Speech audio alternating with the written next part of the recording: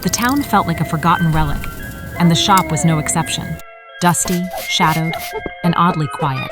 Cleaning the dolls felt like a distraction, but the strange details made her pause. Scratches, initials, and an unnerving chill. The whispers started faint, but soon they filled the room with chilling fragments about the hollow-eyed children. She woke to find the doll watching her, its glassy eyes blinking as it whispered, "Help us." Her hands trembled as she held the hammer, torn between saving the trapped souls and losing her daughter forever. With tears streaming, she smashed the dolls, freeing the souls. Her daughter's smile in her dream brought bittersweet peace.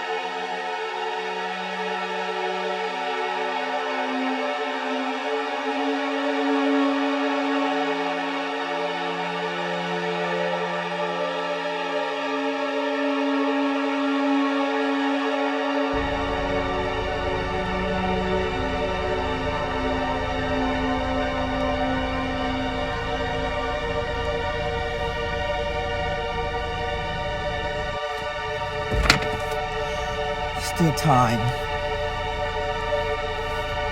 There's still time.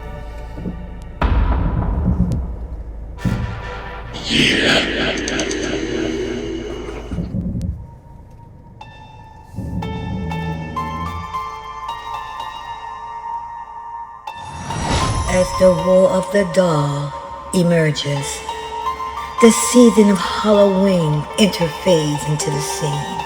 Unawarely, the pumpkins, yes, the pumpkins, they have even been possessed in this madness of the war with the dolls. Who could have ever foreseen this coming? For the worst of this, and the most severe and most raging evil. What do you want?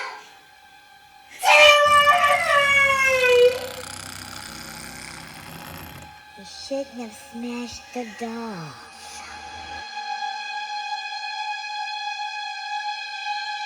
Is the doll. She's the leader of the more. She leads the pack. And if she doesn't get what she requires, or need to finish off this, the horror is unforeseen.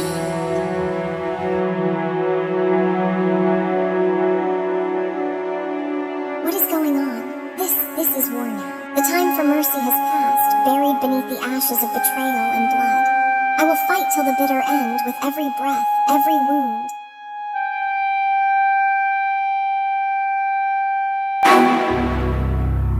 Every ounce of fury that burns in my veins. Death is the only answer for the violators of this land, for those who dared to defile what was sacred, who laughed as they tore apart our peace.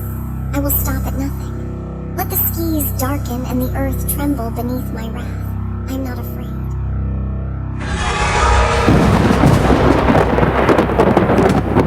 I am the storm they never saw coming. And I will not rest until justice is carved into the bones of those who thought they could break us.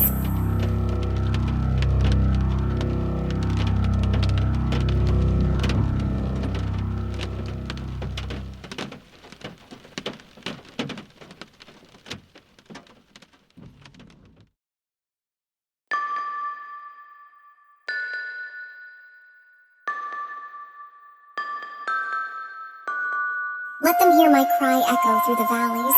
Let them feel the heat of vengeance in the coldest night. I am done with silence. I am done with waiting. Every step I take will be a reckoning. Every strike a reminder that this land has guardians who do not forget.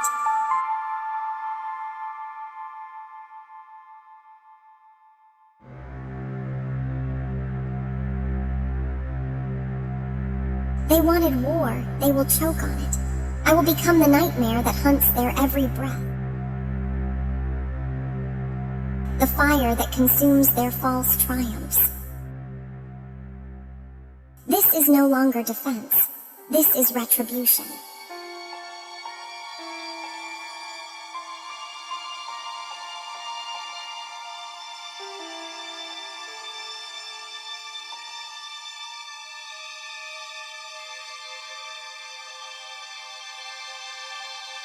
In the quiet town of Marrow, nestled between frost-bitten hills and whispering woods, there lay a pumpkin patch unlike any other. It was not the largest, nor the most vibrant, but it held a secret older than the town itself. Beneath its tangled vines and amber gourds, in the soil rich with forgotten magic, a group of dolls had been born, stitched by moonlight, breathed to life by the first frost of 1823. These dolls were no ordinary toys. They were guardians, protectors of the patch that gave them life. Each one bore a name etched into their porcelain hearts: Thistle, Rue, Bram, and the eldest, Matilda. For generations, they watched over the land, hidden from human eyes, whispering lullabies to the pumpkins and weaving spells into the wind.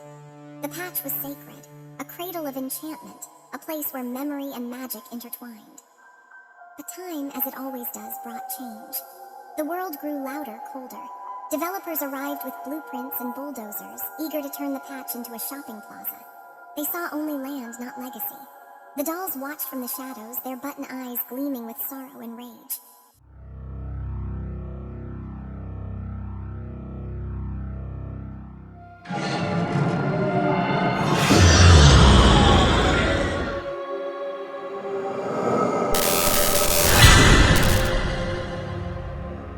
The new generation, freshly awakened from the attic of an old farmhouse, was different.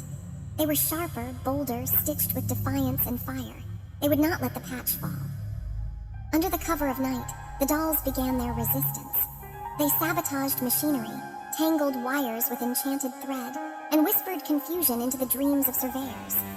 Thistle, nimble and clever, led raids on construction trailers, while Rue sowed fear with her eerie lullabies echoing through empty lots. Bram, the strongest, stood guard at the heart of the patch, his cracked arms raised like a sentinel.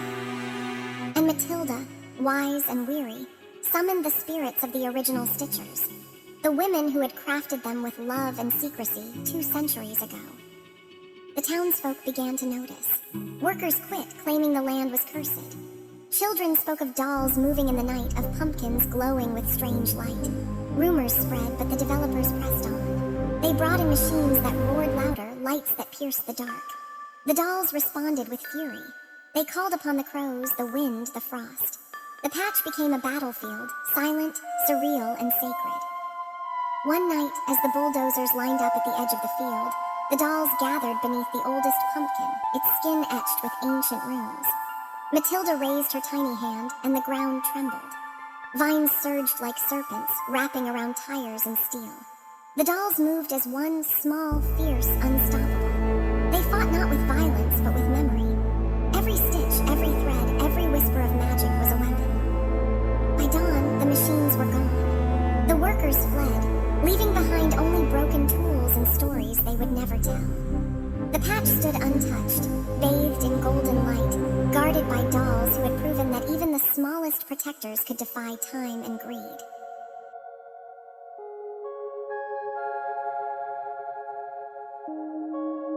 Stay off the pumpkin patch. I don't want to kill anymore. To this day, the pumpkin patch of Marrow Glen remains. No one dares build there. Children leave offerings, buttons, thread, tiny shoes at its edge. And if you listen closely on a cold October night, you might hear the rustle of fabric, the hum of a lullaby, and the quiet promise of dolls who will stop at nothing to protect the land that gave them life.